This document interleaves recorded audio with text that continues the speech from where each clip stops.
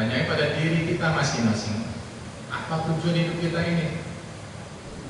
Sudah jadi dosen misalnya, sudah jadi dokter, jadi profesor, bahkan ada jadi dekan, jadi rektor, jadi wakil rektor, jadi ketua umum, jadi semuanya. KPU bagian pegawai karirnya seperti itu. Nah, apa tujuan kita sebetulnya sebagai ending dari kehidupan kita di dunia? Saya yakin dan sepakat bahwa tujuan kita sama semuanya. Yang bukan profesor,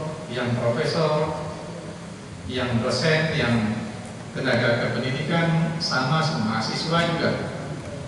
Pasti kita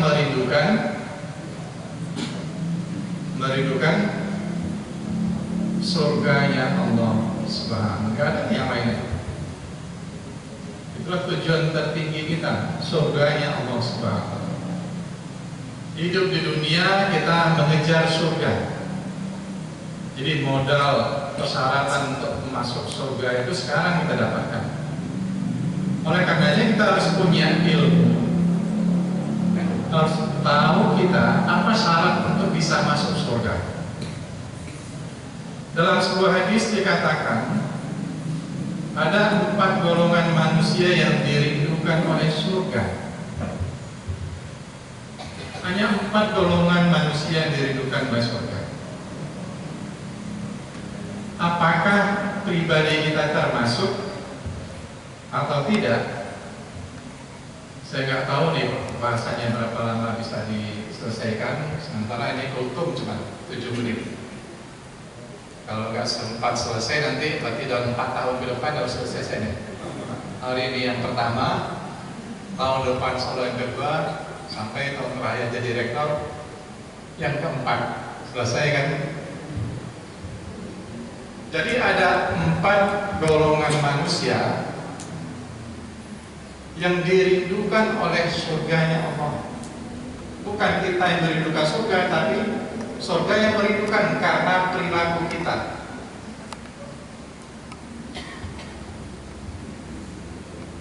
Golongan yang pertama,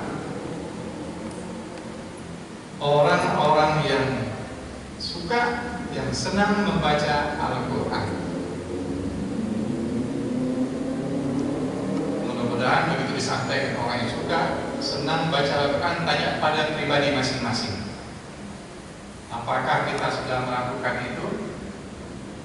Membaca itu tidak dikatakan memahami, tapi membaca. Di bulan Ramadan ini hampir semua masjid mushola langgar menyampaikan ustaz-ustaznya dalam tausiah Ramadan. Begitu hebatnya pemberian pahala oleh Allah Subhanahu wa Ta'ala dengan membaca Al-Quran.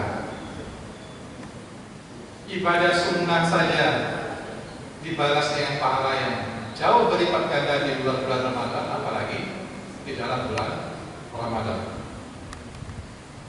Al-Quran adalah kitab suci umat Islam yang diwahyukan oleh malaikat, oleh Allah SWT melalui malaikat kepada Nabi besar Muhammad SAW. Jadi mukjizat sekaligus Al-Quran Al-Karim, pedoman hidup di dunia dan di akhirat. Semua hal diatur dalam Al-Quran, sehingga beberapa kali usaha yang dilakukan oleh orang-orang yang tidak bertanggung jawab ingin merubah sebagian isi dari Al-Quran selalu kandas. Karena Al-Quran yang ada sekarang ini bukan hanya yang ada di atas kertas yang kita baca bolak-balik, tapi sudah banyak Al-Quran itu yang tinggal di kepala-kepala hafiz zakir. Mereka itu adalah penjaga Al-Quran. Kalau kita tidak membacanya, maka sia-sia. Sebagai kitab suci wahyu Allah, membaca pun kita tidak, apalagi untuk memahami lebih jauh dari membaca mengetahui. arti dari bacaan Al-Quran tersebut. Kalau hanya membaca, makna itu tidak terasa. Maknanya tidak terasa sama kita. Misal, kita sudah sholat nih 5 waktu wajib sehari semalam. Setiap sholat kan menjadi rukun untuk baca Al-Fatihah.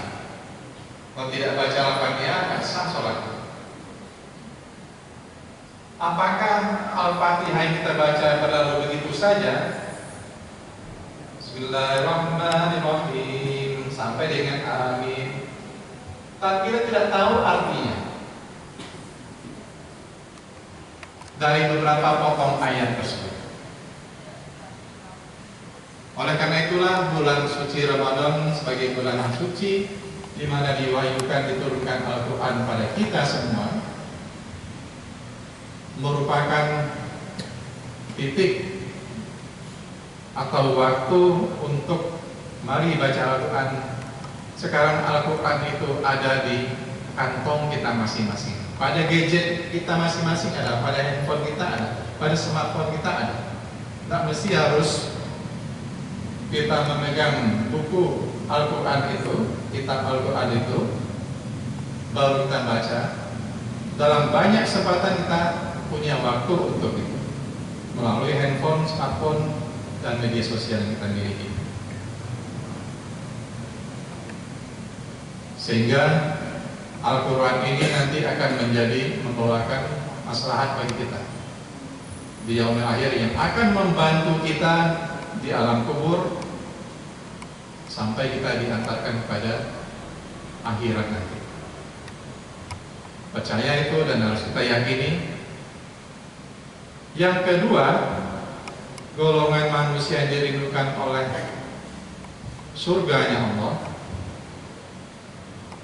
adalah orang yang pandai memelihara lisannya, menjaga kata-katanya. Mulutmu harimau. Lagi di era sekarang ya, era bebas, informasi bebas, freedom of speech, kebebasan berbicara, freedom of opinion, kebebasan berpendapat. Jika kita tidak hati-hati, bisa membuat orang tersinggung, bisa membuat orang merasa direndahkan harkat dan martabatnya, maka bisa berujung kepada persoalan hukum, pencemaran nama baik namanya, atau tindak pidana lain. Dalam sebuah kisah disampaikan mengenai menjaga lisan. Seorang bercerita pada Rasulullah SAW, ada seorang hamba Allah, ibadahnya biasa saja, sholatnya tidak istimewa sekali. Kemudian berinfak sedekahnya juga nggak banyak-banyak, biasa-biasa saja sudah yang kemampuannya. Tetapi lisannya sangat dia jaga sekali, supaya jangan menyakiti orang, supaya jangan menyinggung perasaan orang. Silence is gold, itu yang diterapkan. Mendengar ungkapan itu, Nabi besar Muhammad SAW saat menyampaikan bahwa itulah ahli surga. Berarti agama Islam itu kan sangat mudah sekali memberikan kesempatan pada kita untuk menjadi orang-orang yang termasuk dalam golongan dirindukan oleh surganya. Di dunia berapa banyak orang coplosan masuk penjara karena lisan tadi.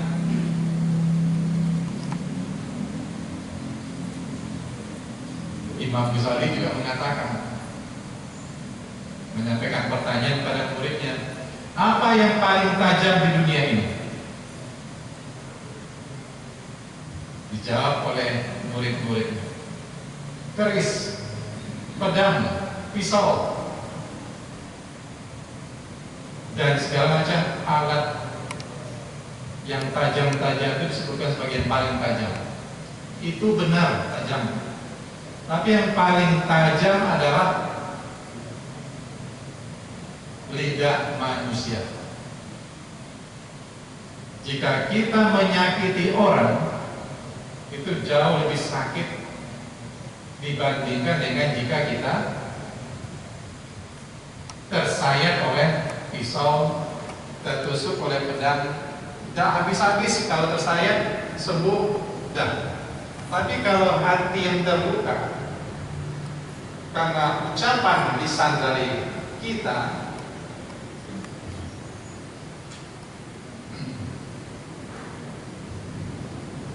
emosi bisa tidak terkendali, dan ini muncul dalam ucapan-ucapan lisan yang disampaikan kepada seseorang. Jadi kaum muslimin dan muslimat rahimakumullah, sudah 2 golongan, 7 menit sudah lebih.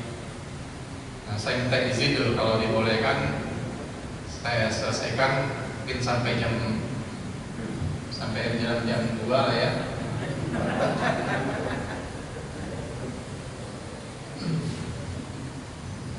Tinggal 2 lagi, udah singkat-singkat. Harus yang 4 SKS saya potong jadi 1 SKS. Ada 2 lagi. Diizinkan ya, supaya enak sama enak. Ya enak, supaya nggak jadi pikiran bagi saya. Ini tahun depan 2 lagi yang mau disajikan dalam tausiah, biar tuntas, sehingga tema baru yang akan diusung lagi untuk sahabat tahun depan. Yang ketiga adalah orang yang suka memberi makan orang yang lapar.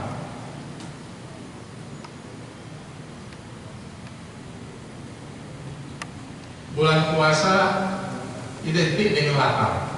Itu yang dirasakan sepanjang hari, sepanjang waktu oleh kaum-kaum duafa, orang yang secara ekonomi berkekurangan.